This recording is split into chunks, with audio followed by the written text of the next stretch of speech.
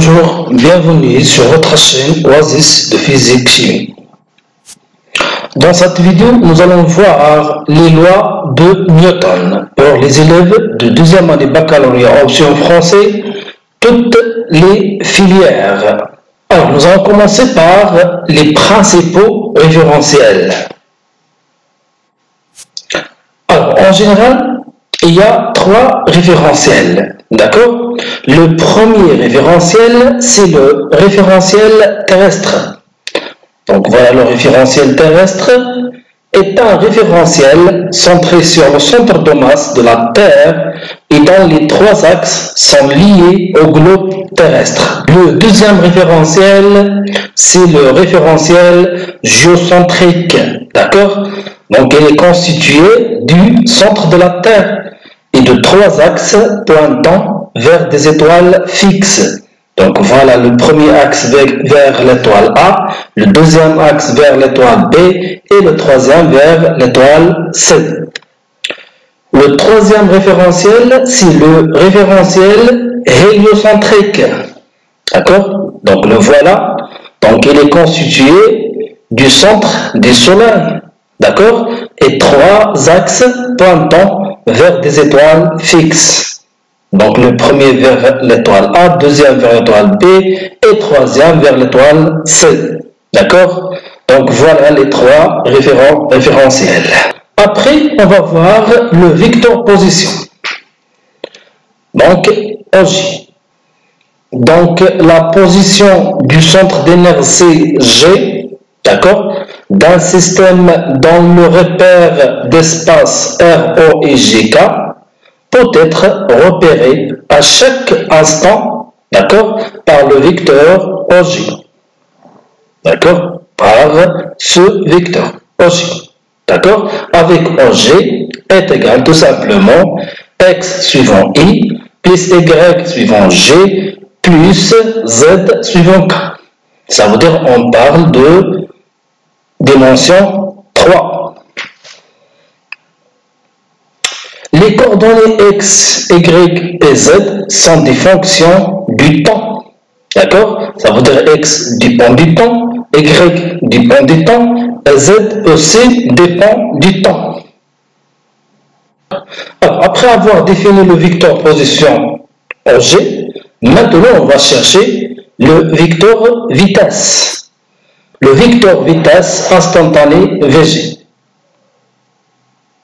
Dans le référentiel choisi, le vecteur vitesse instantanée du centre d'énergie G du solide est égal à la dérivée par rapport au temps du vecteur position OG. D'accord?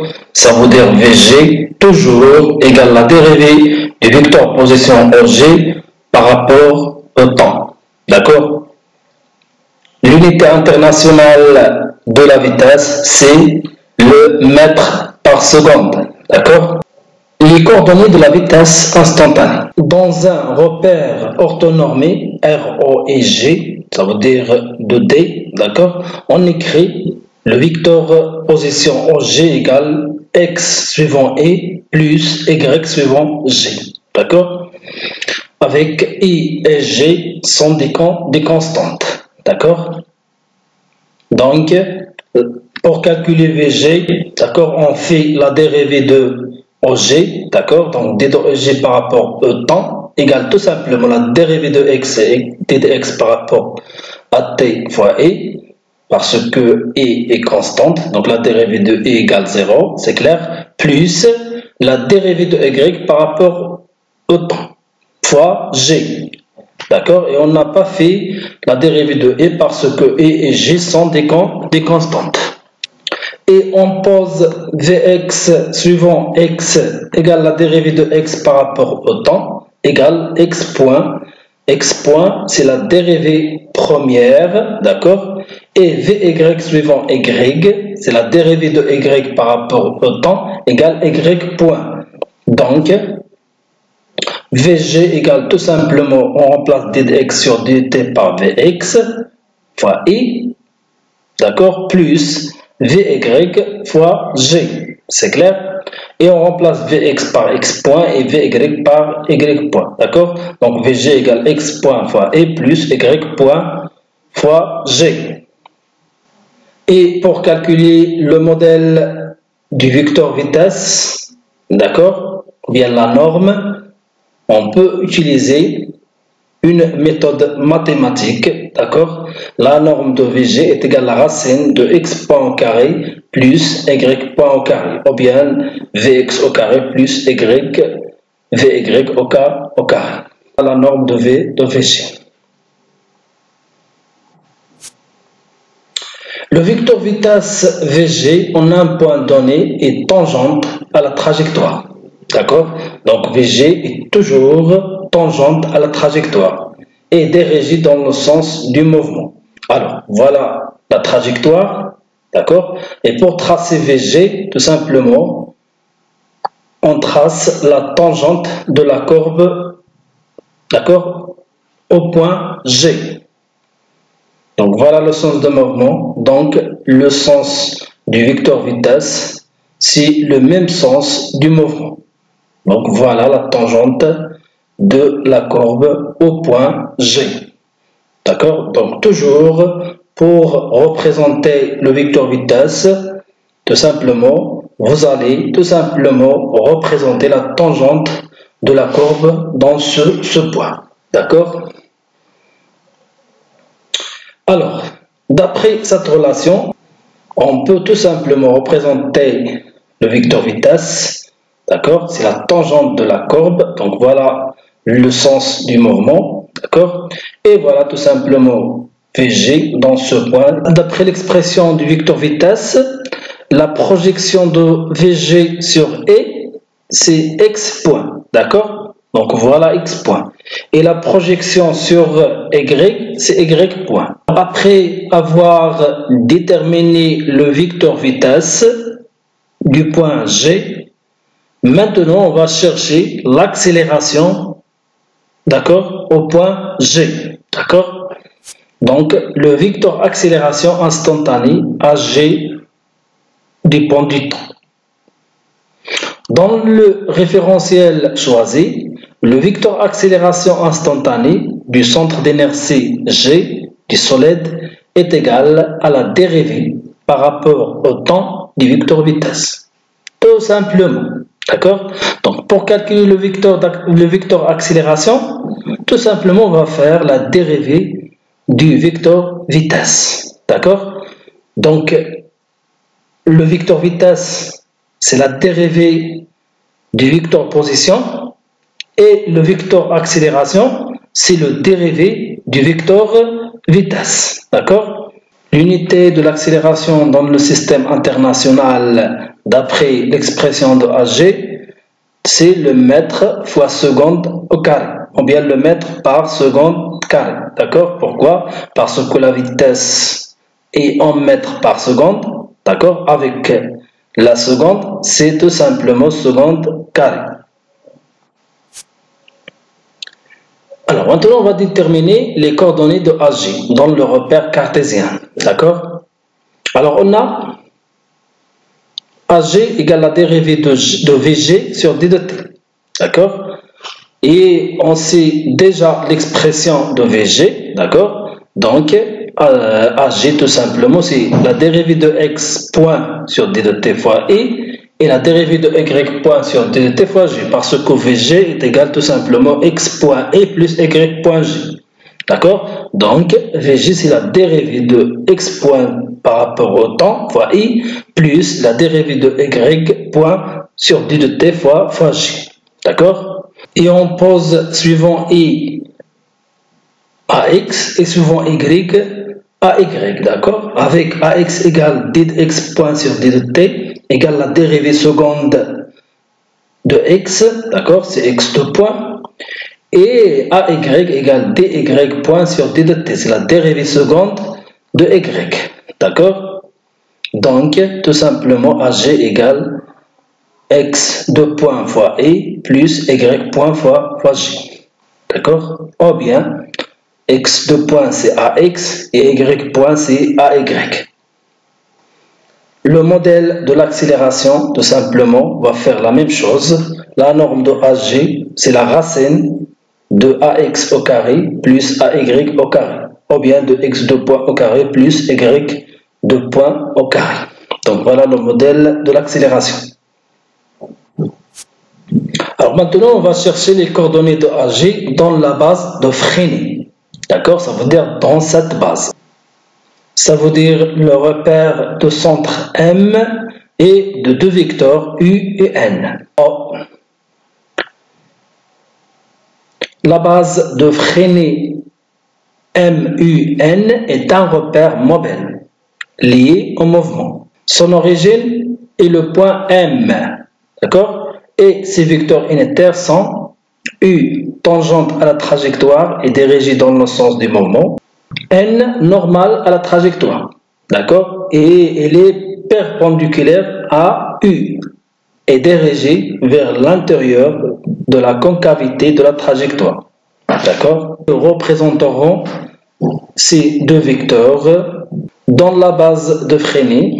L'accélération A est égale à tangentielle fois U plus A normale fois N, d'accord. Donc voilà la trajectoire, d'accord. On considère cette trajectoire, d'accord, du point M, d'accord, de vitesse V. Donc voilà la représentation du vecteur vitesse tangente à la trajectoire. Le vecteur U tangente à la trajectoire et suivant le mouvement, d'accord, et le vecteur N perpendiculaire à U, d'accord, et vers l'intérieur, d'accord. Donc A tangentiel suivant U et A normal suivant N, d'accord. Et pour représenter l'accélération A, d'accord, ça veut dire composé de A tangentiel et A normal, d'accord, on trace tout simplement un rectangle ou bien un parallélogramme, d'accord. Donc voilà le rectangle, d'accord. La diagonale de ce rectangle, c'est le vecteur accélération A, d'accord. Tel que AT est le vecteur accélération tangentielle, alors A tangentielle est égal à la dérivée de la vitesse par rapport au temps, d'accord. Donc toujours l'accélération tangentielle est égale tout simplement la dérivée de la vitesse par rapport au temps, d'accord. Et AN, le vecteur accélération normale, tout simplement égal V carré sur ρ, d'accord. Alors ρ, tout simplement, c'est le rayon de courbure de la trajectoire du point M, d'accord. Donc AN toujours égal V carré sur ρ. Donc la tangentielle égale la dérivée de la vitesse par rapport au temps et la normale égale tout simplement V au carré sur ρ, le rayon de courbure de la trajectoire, d'accord.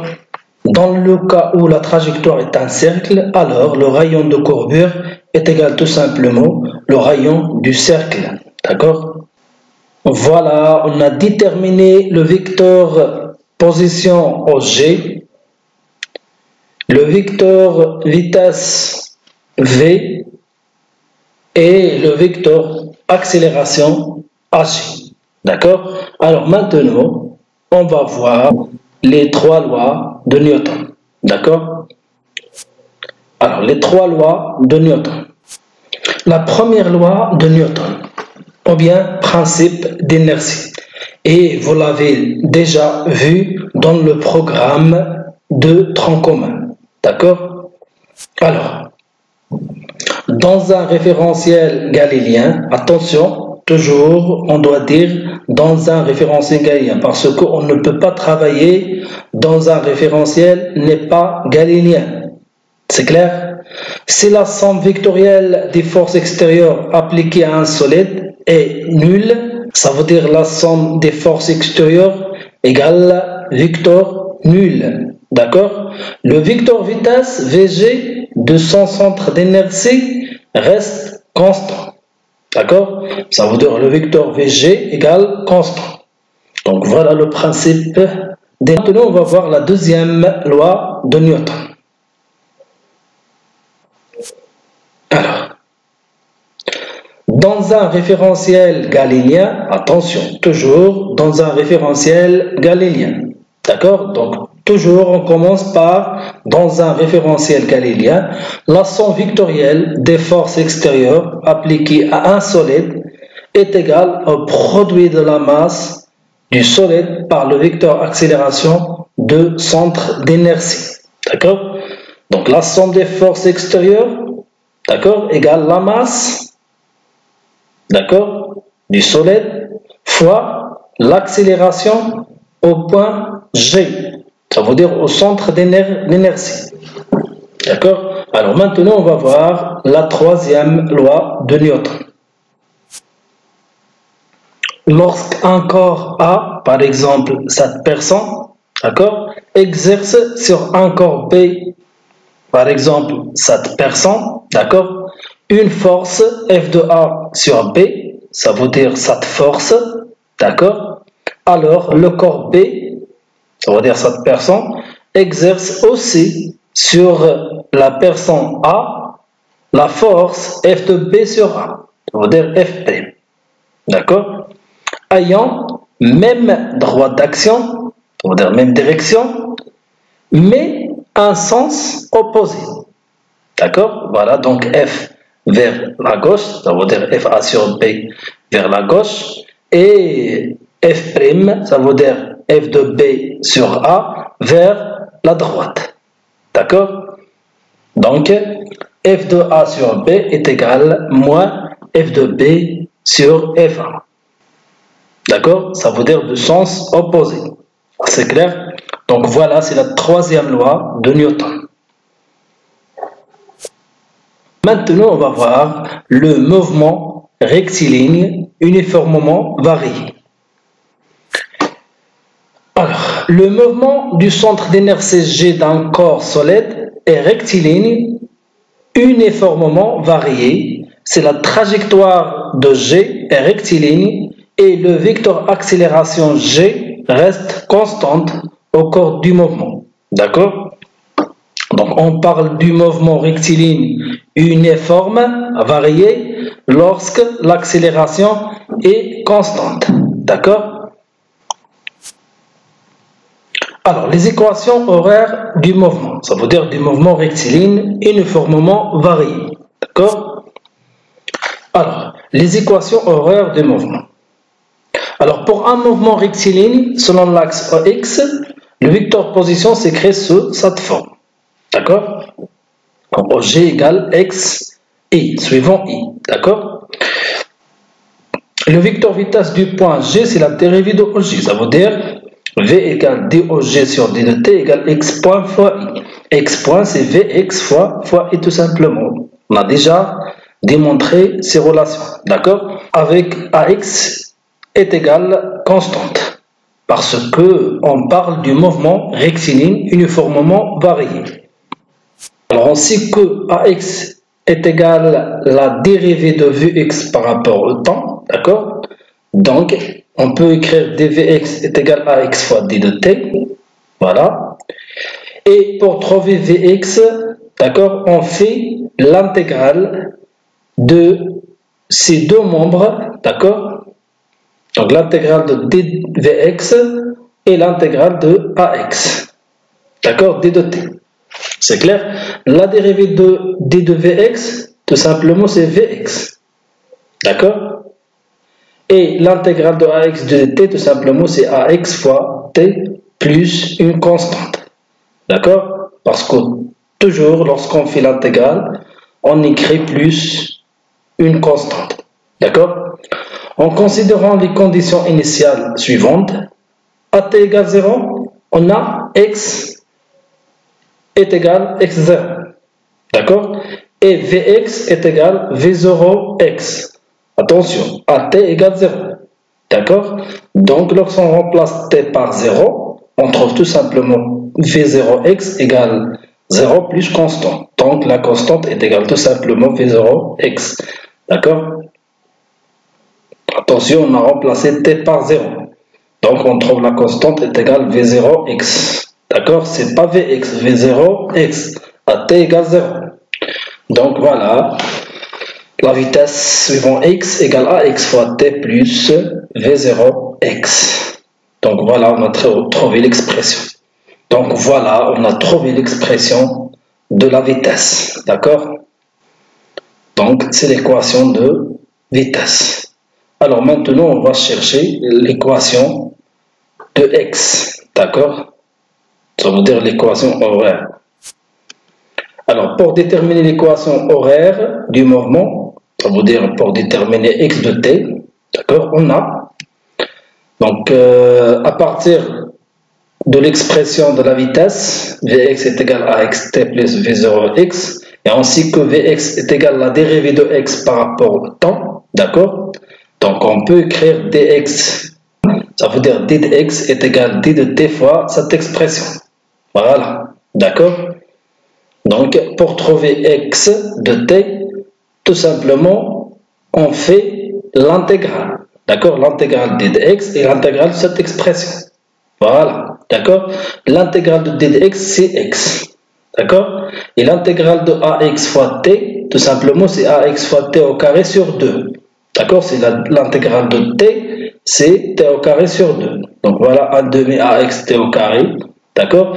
L'intégrale de V0x d de t, c'est V0x fois t. D'accord? Plus une constante. D'accord? Toujours après l'intégrale, on trouve une constante. D'accord? Donc, comment déterminer cette constante? Toujours, on utilise les conditions initiales. D'accord? Alors, à t égale 0, on a x est égal constante est égal x0. On remplace t par 0, donc 0 plus 0 plus constante égale x0. D'accord? Donc voilà, x de t est égal à 1 demi ax t au carré plus v0x fois t plus x0.